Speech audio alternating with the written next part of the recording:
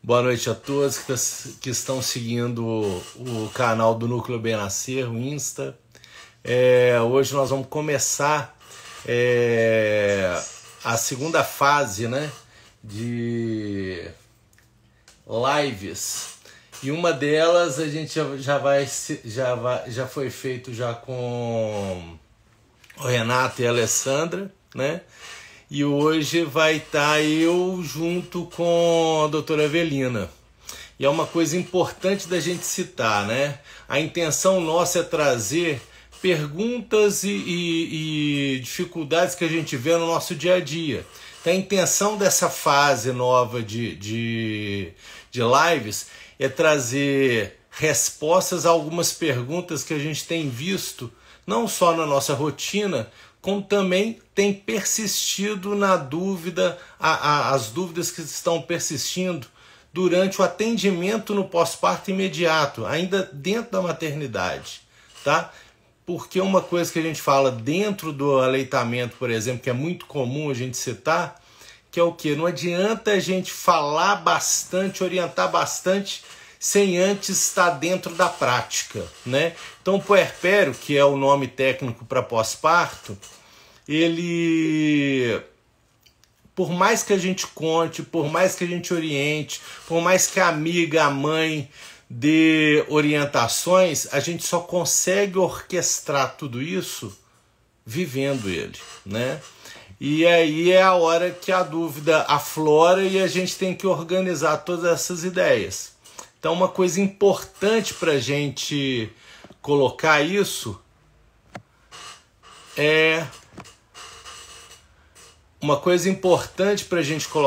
é o quê?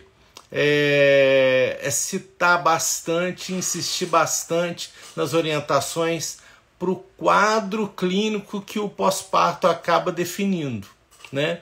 O mais importante para a gente deixar claro é que todos os canais estão abertos, né? Sempre. Estamos esperando a doutora Evelina entrar. Ela já está na live, só está faltando entrar, Evelina. Só clicar aí no vermelhinho, né?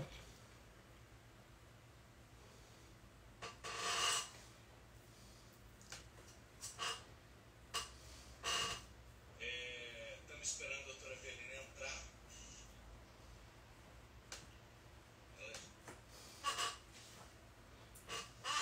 Deixa eu ver se eu encontro ela aqui. Ela tem que pedir permissão. Evelina, só pedir permissão pra gente.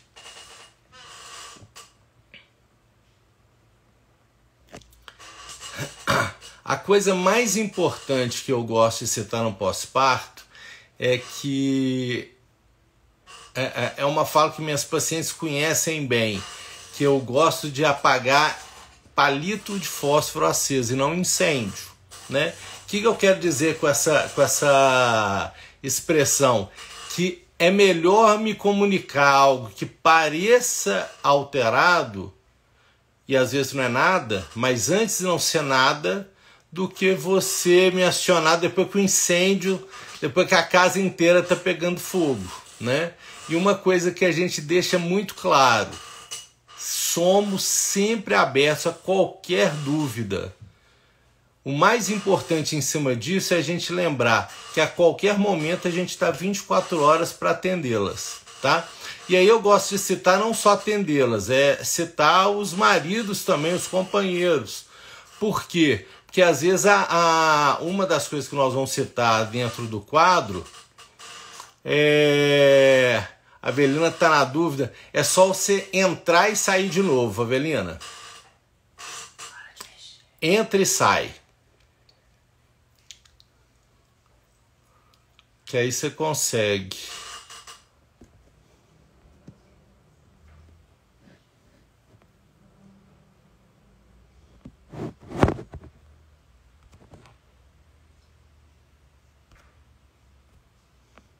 Isto.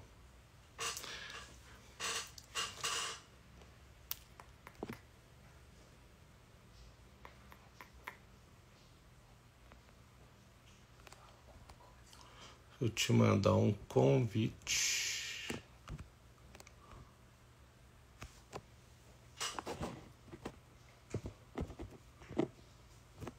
Conseguiu?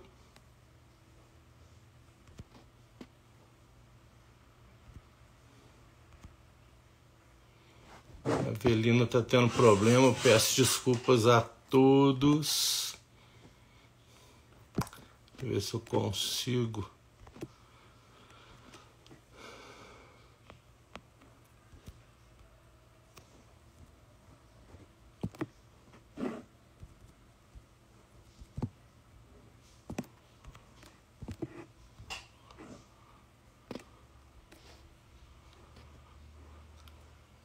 Não consigo. Deixa eu ver aqui.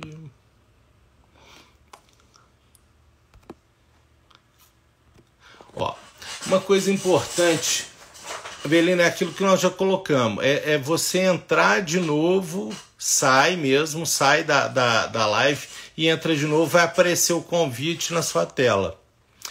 Uma coisa importante que a gente gosta de citar no pós-parto é que ele, apesar de ter 1001 coisa acontecendo, a gente acaba lidando com a relação mãe e filho. Então a intervenção do pediatra também é uma coisa que a gente tem que levar muito a sério, né? Por quê? Porque a interação mãe e filho vai ter um enfoque importantíssimo para a gente. Então não basta só a gente olhar para o lado da mãe, muito menos olhar só para o lado do filho. E mais ainda, envolvendo tudo isso, a gente tem a rede de assistência, né? Que é o companheiro, a companheira, mãe, tem algumas pacientes, inclusive 2 minhas ano passado, que tiveram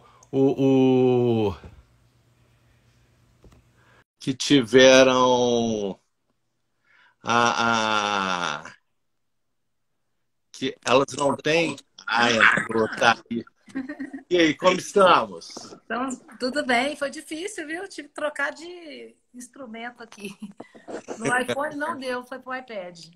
Não, show de bola. O importante é estar aí. Boa noite, pessoal. Vamos conversar um pouquinho aqui sobre o pós-parto, né? O puerpério. Isso mesmo. E aí, Santos, você já introduziu o assunto? Ó, falei bastante já. Como diz um amigo meu, já falei até quase a sua parte toda. Nossa, minha parte toda. Que responsabilidade, hein? Não, eu estava falando, Avelina, que uma coisa importante da gente entender da nossa rede de assistência, né? Que não é só pensar só na paciente, a gente tem que pensar também no bebê, em quem está envolvendo todo esse binômio, que é mãe e filho. E o mais importante é a gente deixar o canal aberto, não só para paciente, mas para quem está envolvendo essa paciente, seja o companheiro, a companheira, a mãe, o pai, né, dessa paciente. Que a gente já teve pacientes que tiveram intercorrências que acabaram sendo negligenciadas por ela, uma coisa que pode acontecer, né? E que se a gente não tivesse o canal aberto para o companheiro, até mesmo eu tive um ano passado que foi o pai da paciente que teve contato comigo, a gente tinha tido uma complicação grave, porque ela estava entrando num quadro de depressão pós-parto, o marido mais ausente por questão de trabalho, né, ficava mais fora de Belo Horizonte do que dentro, mesmo um pós-parto imediato, e quem nos acionou foi o pai dessa paciente. Quer dizer, então a gente tem isso aberto para toda a rede de assistência, e que é importantíssimo. E tinha citado já vou encher bastante a paciência de quem está escutando, é aquela frase que eu tenho insistência de citar, que a gente prefere apagar um palito de fósforo do que um incêndio. Então, achou que tem algo fugindo do roteiro, acione a gente, né? Em qualquer horário. Bom, então assim, a gente fazia isso em formato de aula, né? Para as nossas gestantes aí do Núcleo Bem Nascer, e com a pandemia impossibilitadas, a gente vai tentar fazer isso dessa forma aqui com as lives. E eu acho muito importante a gente conversar sobre o puerpério, porque existe um preparo muito grande para o parto, né? As mulheres se preocupam muito com o parto, em se preparar fisicamente, fisioterapia, dieta, querem saber como é que vai ser, plano de parto. E, na verdade, o pós-parto é um período muito maior, né? Porque a partir do nascimento, o pós-parto é daí em diante. A gente chama pós-parto de puerpério, né?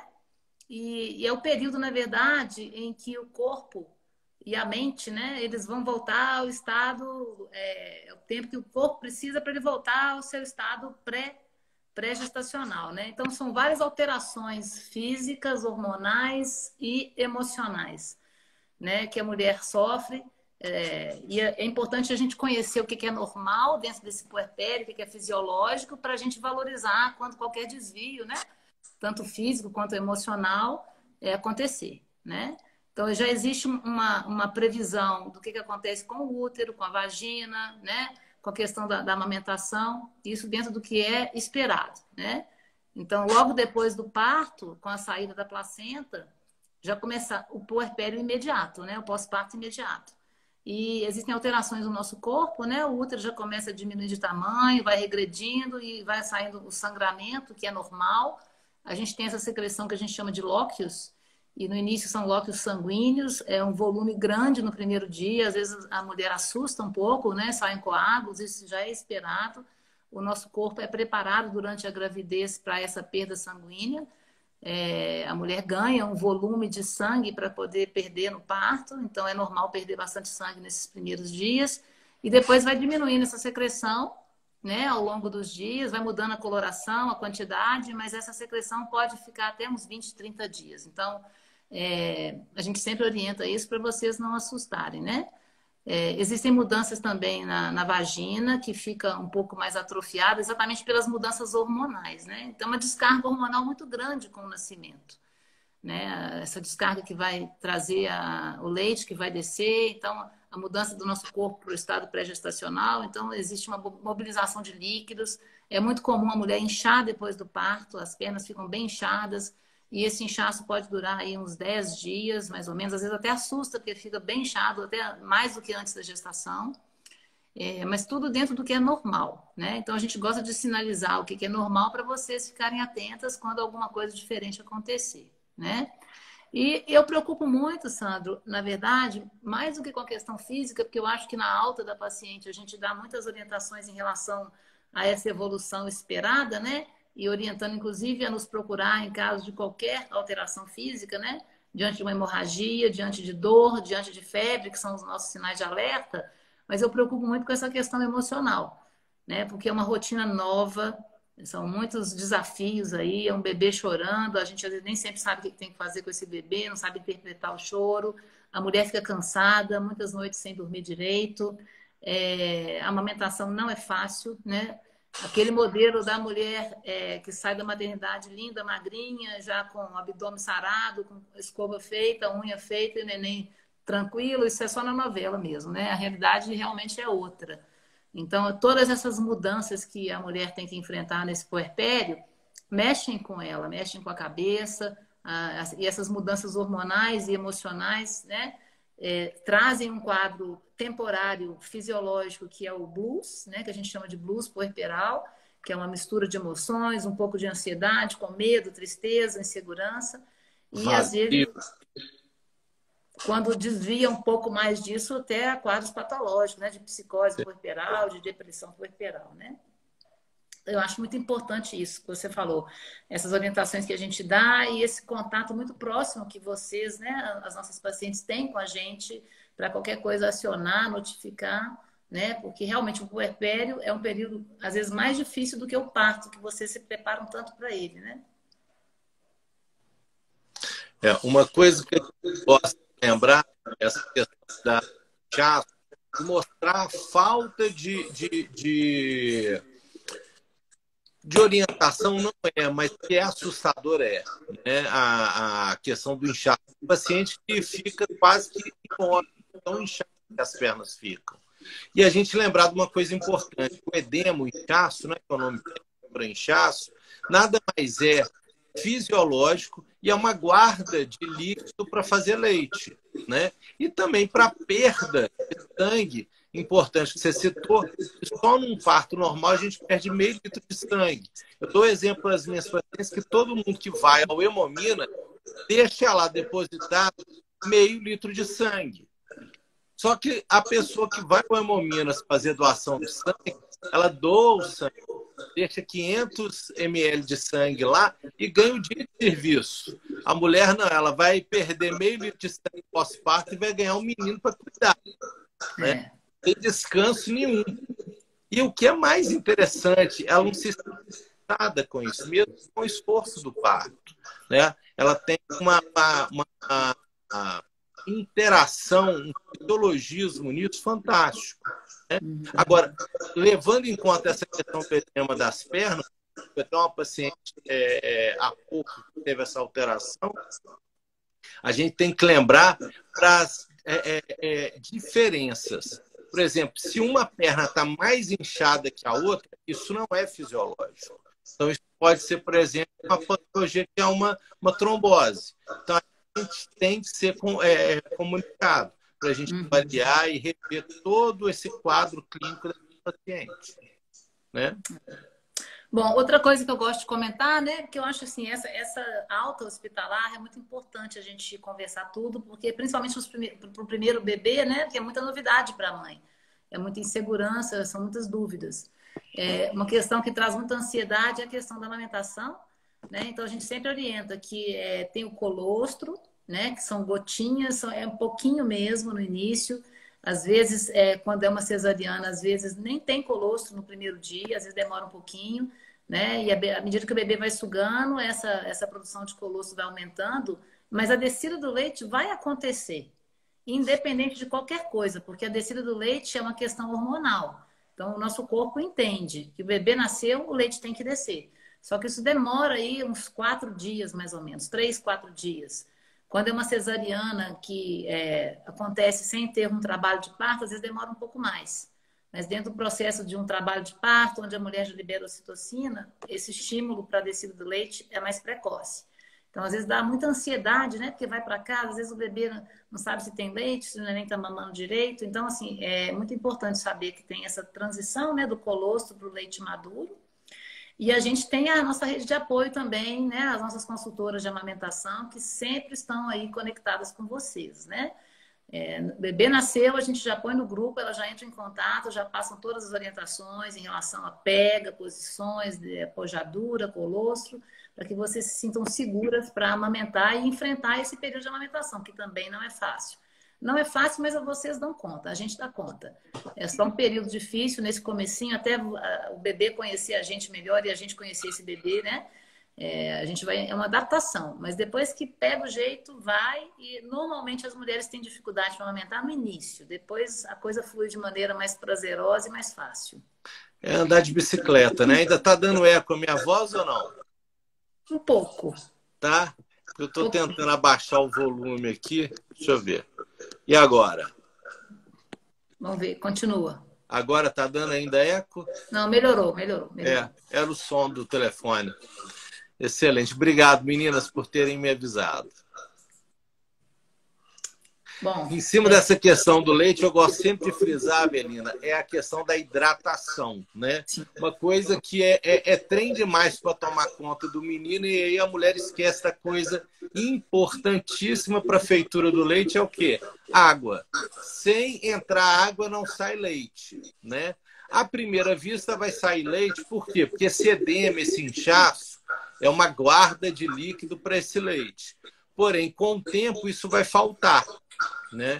Então, insistir com 3 a 4 litros de líquido diário, senão esse leite vai faltar, não tem como, né? E junto a isso, nós vamos falar em outra live sobre aleitamento, mas só reforçando, a tranquilidade traz uma liberação de leite também. Isso é que nem no parto. Quem está tranquilo tem um parto tranquilo. Quem não tem tranquilidade não tem liberação de leite também. Então, essa rede de apoio tem que trabalhar em cima disso, de trazer tranquilidade para essa puérpera, né? Essa mulher que está amamentando. E a hidratação é importante também para o funcionamento intestinal, né, Sandro? Com certeza. Principalmente as mulheres que têm parto normal e que se acontece alguma laceração ou se eventualmente precisou de uma episiotomia, elas têm muito medo de evacuar, né? A primeira vez, as primeiras vezes. Então, a boa hidratação vai também estimular o funcionamento intestinal, né? Essas orientações todas que a gente dá em relação à alimentação, hidratação, é tudo pensando assim, na verdade, numa boa evolução desse puerpério, né? Para ter menos intercorrências. Falando do funcionamento intestinal, me lembrei aqui das hemorroidas, né? Que é um quadro comum também na gestação e no pós-parto, né? Pode acontecer e também é uma outra coisa que incomoda, mas é só notificar que a gente orienta também, né?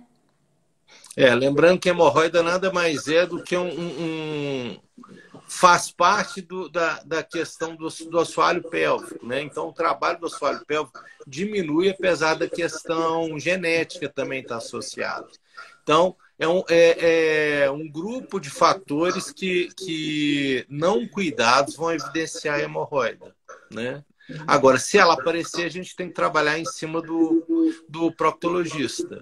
E é uma ação importante nisso, porque não tem jeito de amamentar sentada com hemorroida sofrida, né? Então, a gente tem que ter esse cuidado o tempo inteiro.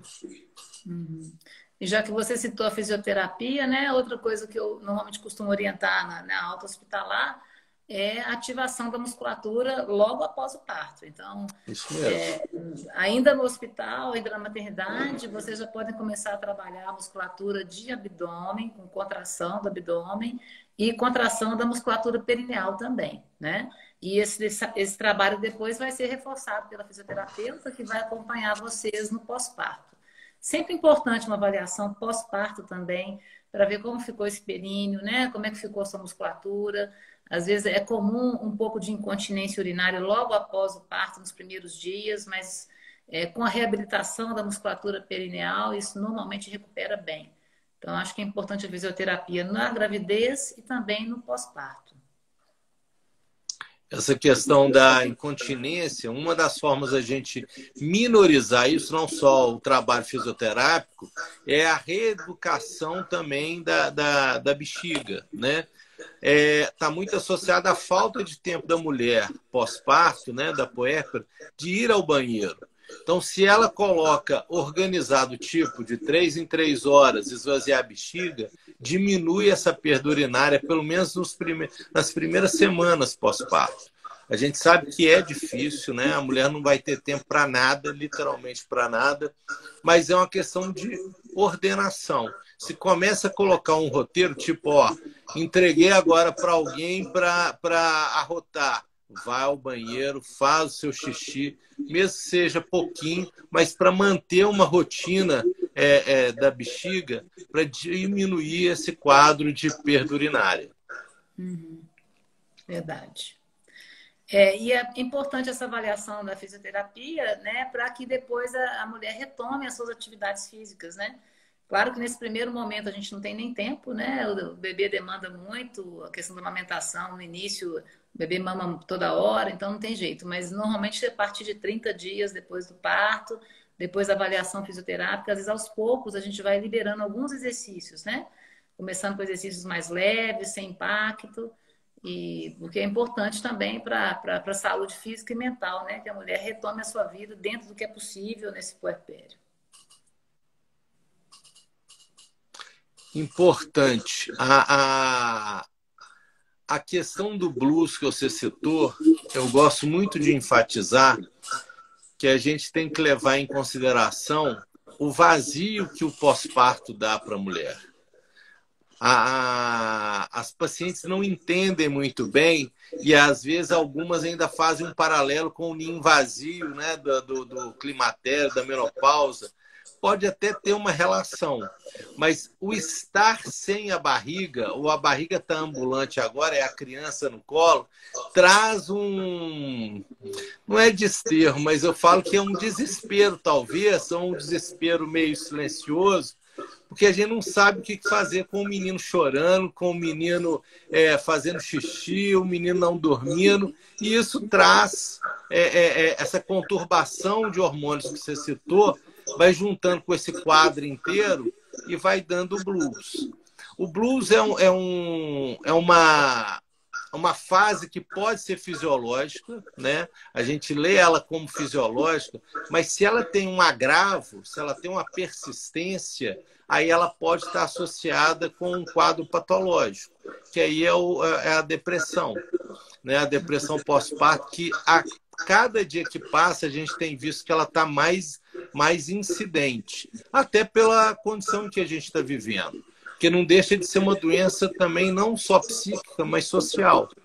Quem tem hoje uma rede de assistência, né, uma rede de apoio, ela tem menos risco de ter um blues. Ao passo que a pandemia tem proposto hoje para a gente uma rede bem menor, né? E isso diminui a possibilidade da pessoa ter mais amparo mesmo, familiar, social. Então, a gente tem que ficar mais atento ainda, principalmente as pessoas que estão à volta dessa puérpera. Uhum, com certeza. Porque aí, às vezes, é um nuance muito discreto, né? Daquilo que é normal para o que passa do patológico, né? A maioria das mulheres tem um leve sentimento, às vezes, de medo, igual eu falei, insegurança, às vezes chora um choro fácil, mas junta tudo isso, inclusive, com cansaço, né? Então, eu sempre reforço que é muito importante a gente ter essa rede de apoio e a gente saber descansar. Hoje, com essa questão de internet, de Instagram, às vezes a folguinha que a gente tem, o bebê dorme e a gente tem que dormir também, né? Eu acho que não tem que ficar mexendo com o WhatsApp, respondendo mensagem, porque você tem que aproveitar aquela horinha que deu ali para descansar, porque são muitas noites mal dormidas, né? Não é igual a gente que dá um plantão e na noite seguinte a gente consegue dormir, né? Então, são muitas noites mal dormidas, isso vai acumulando. E a mulher entra no quadro de esgotamento mesmo, né? Eu vou responder aqui A Laura, né? É a Laura, ganhou o bebê, né? A Maria tem um mês, parto normal. Então, assim, atividade física a gente vai liberando aos poucos. O que eu tinha falado anteriormente é contra exercícios de contração, né? Do abdômen e do períneo, que a gente pode fazer imediatamente no dia seguinte do pós-parto, independente se é cesariano ou parto normal. Já pode começar a ativar a musculatura com exercícios de contração. Agora, exercício físico mesmo, o ideal é fazer a avaliação, aquela consulta que a gente faz com 30 dias pós-parto, para a gente ver as condições do períneo, ver se já tem, se por acaso teve ponto, se já cicatrizou, se o ponto já caiu. Então, o ideal é depois dessa consulta de 30 dias a gente avaliar e a gente vai liberando aos poucos. A caminhada é uma das primeiras coisas que a gente libera, né? Mas é importante fazer a consulta de 30 dias pós-parto primeiro.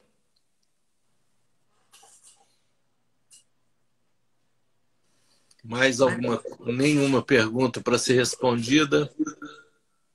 Uma coisa que a gente gosta de citar dentro da questão do puerpério é não só a atividade física, mas a prática sexual, né? Quando ser liberada. Isso é uma normativa nossa, que é o quê? Assim que acaba o puerpério. Quando que esse puerpério acaba? Após 42 dias. É um número mágico? Não, são 6 semanas pós-parto. Agora, lembrar que essa relação sexual ela é liberada após 42 dias, desde que a mulher esteja em condições, depois de 42 dias, de ter relação. E aí, essa condição da mãe é qual?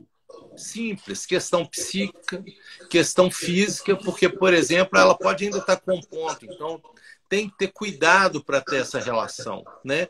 E aí a gente tem alguns auxílios, né? Um deles é lubrificante, outra coisa é como é que fala? As medicações hoje tópicas que a gente tem usado, né? Não vou fazer propaganda aqui, mas são substâncias que qualificam a mucosa vaginal, porque, como a Avelina já citou, tem uma hipotrofia ou atrofia dessa mucosa, então ela está próxima de uma mulher na menopausa, então tem que ter mais critério para ter essa relação, né? E essas medicações hoje tópicas, que são usadas de 3 em 3 dias, elas trazem uma vitalidade para essa mucosa. Além de tudo, a gente tem que lembrar de uma coisa importantíssima e que é difícil da gente entender, né? Principalmente o homem, que a mulher pós-parto, infelizmente, ela segue a normativa da fêmea animal, né? Que é o quê? tem relação para engravidar. Se ela está amamentando, ela não tem que ter relação. Infelizmente, a natureza tem essa visão.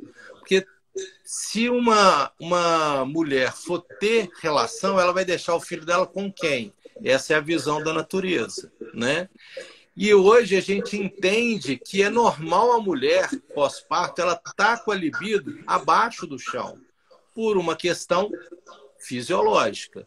Só que o sexo não passa só também pela questão fisiológica, ela passa pela questão também psíquica. Então, por isso que algumas mulheres isso é quase que indiferente. Porém, a maioria segue o roteiro da natureza. Então, o companheiro tem que ter paciência e parcimônia com isso. E junto a isso tem essas medicações que qualificam a mucosa vaginal, né? Então, por isso que a gente gosta bastante do companheiro estar nessa consulta para organizar essas ideias. Essa consulta que a gente fala dos 30 dias pós-parto, né? É uma consulta para a gente fazer uma revisão, independente de parto normal ou cesariana, para a gente acompanhar, né? Para ver como é que estão as coisas em relação ao útero, à vagina, a cicatriz, no caso da cesariana. E a gente já conversar sobre o método contraceptivo, né? Então, o método contraceptivo deve ser indicado antes da retomada da atividade sexual. A gente sabe que amamentando a chance de engravidar é menor, exatamente pelo aumento da prolactina, que normalmente inibe a ovulação, mas não é uma garantia. Então, a gente tem que ter um método associado, né? Então, normalmente os anticoncepcionais orais que a gente usa são à base de progesterona, porque eles não diminuem a produção de leite. Tem a opção do DIU também, tanto hormonal como o DIU de cobre ou o DIU de cobre com prata e o preservativo, né? Mas aí a gente, essa consulta é muito importante, porque a gente vai conversar todos esses detalhes, né? A revisão do parto, a questão da contracepção e a questão da retomada à atividade sexual. Como o doutor Sandro explicou, né? Por causa desse hipoestrogenismo, existe uma atrofia da mucosa vaginal, então a mulher tem mais dificuldade de lubrificar topicamente, e ela tem mais dificuldade de lubrificar também porque ela tem menor desejo sexual pelo aumento da prolactina, que, como o Sandro explicou, é esse hormônio que faz a mulher voltar para a prole, né? Ela voltar para o bebê que nasceu, e isso tem que ser compreendido aí pelo parceiro, e aos poucos as coisas vão voltando ao normal, né? Então, o contraceptivo que a gente usa normalmente são os anticoncepcionais orais de uso contínuo à base de progesterona. Com relação à atividade física, o que você tem para falar além da caminhada, Belina? Eu acho isso. Depois dessa avaliação de 30 dias, aí depende da preferência da mulher também, né? A gente sempre focando assim, na prevenção das distopias, né? Da questão do risco de prolapsos, né? Dos órgãos genitais e da prevenção da diástase do músculo reto abdominal. Então, eu acho que é muito direcionado a cada mulher mesmo. Então, essa avaliação da gente vai ser importante, tanto para ver as condições físicas dessa puérpera, quanto a preferência, né? O tipo de atividade física que ela gosta de fazer, para a gente ver se adequa às condições dela nesse momento, né? Com relação aos cuidados no pós-parto imediato, né? Eu digo assim, dentro do puerpério, os 42 dias, das cicatrizes, né? Não só cicatriz cesariana, como caso tenha tido epísio, caso tenha tido alguma laceração, o cuidado é básico. Eu brinco que é franciscano. É água fria, eu sei que todas reclamam disso, mas por quê? Porque a água fria ela tem uma ação anti-inflamatória e analgésica, né? O frio traz isso para o corpo, e sabonete, mais nada, tá? Então, tanto a vulva, né, a vagina, lavar 3 vezes ao dia, se der, mas pelo menos uma com água fria, e a cicatriz também da cesárea, tomar o banho, né, só a parte ali da cicatriz, passar água fria, importantíssimo. Nada de passar creme, pomada, nada. Nesse primeiro instante, nada disso é necessário, tá? Se não me engano, foi... Cadê, gente? Citaram... Ah, agora eu perdi aqui. Alguém pediu para falar sobre inchaço, a gente já citou, mas só relembrando que o edema, né, o inchaço, nada mais é do que fisiológico, faz parte do quadro mesmo, para represamento de água. Não só para o aleitamento, também como para repor a perda de sangue que a mulher perdeu. Importante lembrar, parto normal, a média é meio litro de sangue e a cesariana, a média é 1 litro de sangue. Quer dizer, e nenhuma mulher, praticamente com essa perda, precisa de uma transfusão de sangue, né? Isso é um dado importantíssimo, graças àquilo que a Avelina já citou, que é o quê? É a manutenção disso e o estoque feito durante a gravidez inteira. Não só de ferro, como também de líquido, né? Agora, aquela mulher que fica mais incomodada com esse inchaço das pernas, né, pode fazer drenagem linfática, que ajuda, né, e sempre colocar as pernas mais elevadas também ajuda, às vezes, a agilizar o processo, né? Tem alguns que ficam sentindo mais desconforto, a perna pesada, então com essas manobras também pode ajudar a evoluir mais rápido, né? Os exercícios de contração, é contração mesmo, de apertar, né? Apertar e segurar. Normalmente, quem faz a fisioterapia de pélvica durante a gravidez já aprende esses exercícios e já tem também uma avaliação pós-parto, né? Com a fisioterapia, que ajuda muito. A dor de cabeça que a Suelen está perguntando, a dor de cabeça está associada à pressão alta, então tem que ser sempre medida quando a mulher tem alguma dor de cabeça no pós-parto, mesmo que ela vire para mim e fale assim, não, a minha noite foi um caos, não dormi nada. Sempre. Teve dor de cabeça, medir a pressão. Se a pressão estiver normal, um analgésico, paracetamol, dipirona, né? E tentar ter um repouso, porque está associado a uma noite mal dormida. Esforço, cansaço, exaustão, que principalmente nesses primeiros meses acomete a puérpera. A gente sempre gosta de citar nessa aula também a questão das visitas, né? Agora, na pandemia, elas já estão naturalmente impossibilitadas, né? Mas normalmente, quando nasce o bebê, é aquele alvoroço de todo mundo querer visitar, e os parentes, os amigos, os vizinhos, fazer festa, né? E nem todo mundo desconfia, né? Que nesses primeiros dias, principalmente os primeiros 15 dias, que tem toda essa dificuldade de adaptação, essas questões da amamentação, e a mulher precisa de um tempo, né? Para se refazer desse processo aí do parto, mas a gente gosta sempre de frisar isso também para vocês evitarem essas visitas, né? É um momento de vocês ficarem juntos, né? O pai, a mãe, o bebê, conhecendo uma rotina nova, descansando, aprendendo. Então, evitar as visitas, que nem sempre tem esse bom senso de aguardar pelo menos uns 30 dias pós-parto para começar, né? Aí, às vezes o pai dá o toque para dificultar que as pessoas venham, aí isso ajuda. Tem. O pai, a gente cita que o pai tem que fazer a função de leão, né? Espantar os inconvenientes. Ah, não, minha mãe, minha tia não é inconveniente. Depende. Se não estiver ajudando, é inconveniente nesse momento. E quem tem que fazer essa triagem, não adianta esperar, o companheiro não tem que esperar isso da mulher fazer. Até porque é mais algo para pesar nas tarefas, né, na cabeça dela.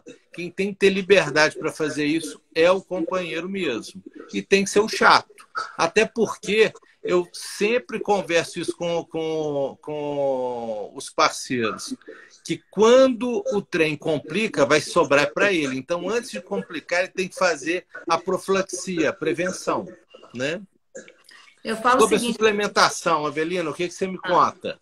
Só para terminar a questão das visitas, eu acho assim, depois que o bebê já está maiorzinho, com uns 2, 3 meses, já tem uma estabilidade dessa rotina, a gente fica doido para mostrar o bebê para todo mundo, né? Aí a gente até quer as visitas, mas nesse iniciozinho, realmente as pessoas tinham que desconfiar e evitar de fazê-las, né? A suplementação, normalmente, né? A gente faz a suplementação durante a gestação e normalmente eu mantenho, principalmente no período de amamentação exclusiva, né? Que seria pelo menos até os 6 meses de vida do bebê, que ele mama só no peito, né? E mais importante até do que a suplementação, eu acho que é a boa alimentação mesmo, de você tentar pegar da própria alimentação do seu dia a dia, né? Alimentos ricos em ferro, de proteína, né? Eu acho importante você alimentar bem, tomar muito líquido, como o Sandro falou. Mas eu costumo associar a suplementação também, não como prioridade, mas como um auxílio aí. Isso, só reforçar uma coisa que a gente cita já na consulta pós-parto, é o ômega 3, que ele é sabidamente importante no aleitamento, né? Isso é passado para o leite. Antes, durante a gravidez, ainda não tem ainda comprovação de aumento de QI dos bebês. Mas no pós-parto é sabidamente. Isso é trabalho já confirmado que você aumenta o QI da criança que é amamentada com a suplementação materna com ômega 3. Então, esse está liberado e o mais importante, né? Não deixa gosto no leite. Pelo menos não traz essa repulsa pelo aleitamento. A senhora está citando o que deve ser evitado durante o aleitamento. Nada. Tá? Tem paciente que vira para mim e fala assim, não pode pimenta, não pode cravo, não pode canela. Se fosse assim, tailandês, indiano e mexicano estava perdido, não amamentava. Né? Então, eu falo que tem que ter bom senso. Então, você comeu algo apimentado, a criança teve uma diferença na rotina dela, você anota e aquilo ali você não faz uso mais. Né? Isso é qualquer alimento. Eu tenho paciente que percebeu a criança diferente com alecrim. Então, e ela fez alguns testes depois ela tomou chá de alecrim, nada, a criança teve um desconforto mesmo. Teve uma noite mal dormida mais de uma vez usando alecrim no alimento, e depois ela tomou chá de alecrim para não ter dúvida. Tipo, é só isso aqui, 6 horas, 8 horas depois, a criança começou a murrinhar, como diz o outro, né? A reclamar. Então, quer dizer, isso é específico. Então, a gente tem que fazer essa identificação. E mais que isso. Então sempre eu vou ter isso? Não, às vezes depois de 6 meses muda. Isso faz efeito na criança. E ainda mais, se é outro filho, também vai ter outra especificidade. Tá? Então é importante vocês perceberem isso. Fazer um inventário do que vocês estão alimentando e fazer essa correlação com o comportamento do bebê. Mais alguma coisa? Acho que tinha mais alguma pergunta aqui. Acho que é da queda de cabelos, né? A queda de cabelos no puerpério já é prevista, né? Cai o cabelo da mulher, cai o cabelo do bebê também. Aí quando a gente vai dar banho no bebê, a banheirinha fica cheia de cabelinho grudado. O travesseiro do bebê amanhece cheio de cabelinho. Normalmente por volta do 3º mês, mais ou menos, depois do parto. Já é previsto, é sabido, em algumas mulheres cai mais, né, do que outras, e depois para. É uma coisa transitória, não é uma coisa que vai ficar, né? Todo mundo fica apavorado com isso. Agora, quando é uma queda excessiva, aí tem que ver se tem alguma deficiência nutricional, deficiência de ferro, de vitamina D, que pode estar contribuindo para que isso fique pior ainda, né? Mas já é previsto e vai acontecer mesmo. Para os naturalistas, isso é uma questão de fazer o ninho, né? Quem lida com o animal percebe isso claramente. Né? Todo ninho tem parte da mãe nesse ninho, seja mamífero ou ave. Não? Então, se a ave é pena, se é o mamífero é pelo, e a mulher não foge a isso. Né? Então, é o jeito que o corpo tem de deixar aquele ninho, né, com o cheiro dela, para reforçar o vínculo mãe e filho, até mesmo para trazer tranquilidade. Né? Eu brinco com as minhas pacientes que o jeito que eu tinha de iludir meus meninos era andar com a babinha ou babete, sei lá o nome que vocês dão para aquela fralda, né, de segurar a criança. Quando tinha o cheiro da minha mulher, eles ficavam quietinhos, mais tranquilos. Então era o jeito da gente iludir a criança. E isso deixa o berço também mais tranquilo. Citaram, Avelina, sobre a cinta. O que você tem para me dizer da cinta? A Sabrina que gosta da cinta. A cinta antes era uma coisa que era rotina, né? Depois do parto. Hoje em dia, a gente não recomenda a cinta de rotina. E são casos muito específicos, assim, que às vezes tem indicação até da fisioterapia para usar, mas na maioria das vezes a gente não indica, porque a gente entende que a mulher com a cinta, ela vai deixar de trabalhar a musculatura do reto abdominal, porque ela vai ter uma falsa sensação de que as coisas já voltaram para o lugar. Então, o que a gente recomenda são esses exercícios de ativação da musculatura precoce, né? E evitar a cinta. Normalmente eu recomendo uma calcinha mais alta, às vezes eu até mostro um modelo assim de uma calcinha mais alta, porque dá conforto. Né? A barriga às vezes fica um pouco solta e a mulher sente segurança quando põe uma calcinha mais firme, mas não precisa apertar tanto quanto uma cinta. Isso a fisioterapia explica bem, que é o quê? A musculatura ela vai em todo o abdômen, né? Ela segue que nem corda de violão, de baixo para cima ou de cima para baixo, como queiram. E quando você usa calcinha alta, que é na altura do umbigo, você não impede da musculatura ainda estar ativa, porque ela vai além do umbigo, além da linha umbilical. Ao passo que a cinta ela cobre todo o abdômen, impedindo esse tônus, essa ativação do tônus. Então a gente dá o exemplo da musculatura quando você tira o gesso do braço ou da perna, está todo atrofiado. Por quê? Porque aquela musculatura não foi cobrada. Tinha alguém fazendo um serviço da musculatura, que no caso é a cinta no abdômen.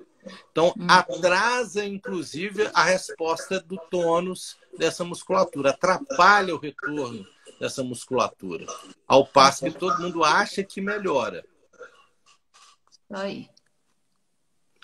A Lara, que ganhou a Sofia na semana passada, entrou em trabalho de parto no dia do meu aniversário. Está sugerindo aqui as visitas por chamada de vídeo. Isso aqui é uma boa tática, viu? Eu também gosto. Hoje em dia a gente tem que usar da tecnologia a nosso favor e não contra.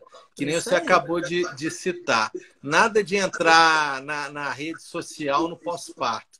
Deixa essa rede para o companheiro ou para a mãe fazer isso, porque o tempo que vocês têm vago é para descansar, né? Tem uma coisa excelente que é o leite precisa, isso aí a gente fala na nossa palestra do aleitamento, que é o quê? Que é o escurinho, né? A penumbra. Então, pelo menos 2 vezes ao dia, 30 a 60 minutos, deitar num quarto escuro, silencioso, ou com a música relaxante, mas sem preocupação de ter que levantar. Então, deixa alguém tomando conta da sua cria enquanto isso e descansa. Não precisa de dormir, mas fechar o olho, ficar relaxado ali naquele momento. Então, em vez de ficar com a luz do telefone, que é péssima para o aleitamento, é péssima para o parto, a gente fala isso o tempo inteiro no parto, da luz, né? A luz, ela inibe a liberação da ocitocina. Aí vem a mesma dica. A ocitocina também vai ser inibida para a ejeção desse leite. Então, o telefone é péssimo para essa liberação desse leite. Com certeza que a rede social distrai, né? Só que essa coisa meio que vicia e a gente às vezes não consegue parar e a mulher precisa descansar. É uma questão orgânica mesmo, né? Tem que poupar energia porque sempre tem uma madrugada pela frente, né? Penso nisso. Estou aqui revendo. Uma pergunta de quanto tempo o alimento chega no leite? Quanto tempo que o alimento chega ao leite? Isso é variável. Por quê? Do mesmo jeito que você tem um intestino mais lento, tem gente que tem um intestino mais rápido. Mas o que eles colocam é de 6 a 12 horas. Então, quer dizer, quem comeu uma pimenta malagueta, daqui 6 a 12 horas vai ter ela liberada no leite, né? Algumas mais, outras menos, tá? A gente não tem como organizar isso também, não. Já que você falou da questão do alimento no leite, né? Lembrar que amamentando não é qualquer remédio que pode tomar, né? Então, a gente tem que ter essa preocupação também. Olá, a Laura perguntando aí. Eu não acredito que o que a gente come interfere na cólica do bebê. Porque todos os bebês têm cólica. Isso aí é a colonização da flora intestinal. E depois eles param de ter cólica. Então, é natural o bebê ter cólica a partir do mais ou menos 7º dia de vida até o 3º mês de vida, né? E por que eles param de ter cólica depois, né? Então, isso que maturação. Faz É isso. Acho que a gente cobriu tudo, Sandro. Mais Tudo alguma bonitinho. dúvida? Excelente. E tendo mais algumas dúvidas, é só vocês citarem, jogar lá no site, jogar lá no canal do Insta, que a gente vai respondendo no decorrer da semana. Né? É só mandar um direct para o núcleo, que tanto eu quanto a Evelina vamos responder isso no decorrer. Já estão pitando aqui para mim, dizendo que o nosso tempo está vencendo. Agradeço a disponibilidade de todas, principalmente as recém-paridas, né? Porque, querendo ou não, o treino não é fácil, né? Para ganhar tempo aqui assistindo a gente. Agradeço não só a presença das puérperas, como das futuras mamães. E o mais importante é estar ligado na gente. E qualquer dúvida, 24 horas a gente está disponível para responder. Saudade de encontrar vocês, né, presencialmente no curso, Muita. que era assim, muito agradável, né? Assim, uma troca de informações, de ideias, era muito gostoso, né? Ansiando por isso para o ano que vem, se Deus quiser. E já deixo o convite. Na sexta-feira eu vou fazer uma live com a Vanúcia, que a gente vai conversar sobre relato de parto. São 2 partos naturais que ela teve comigo. O primeiro parto foi cesariana e os dois seguintes partos naturais, tá? Aí sexta-feira, 19 horas. Obrigada a todos, foi um prazer e continuamos aqui à disposição para retirar as dúvidas, tá? Um beijo, boa noite. Muito obrigado, boa noite a todos. Um beijo, Evelina. Beijo, tchau. Até mais.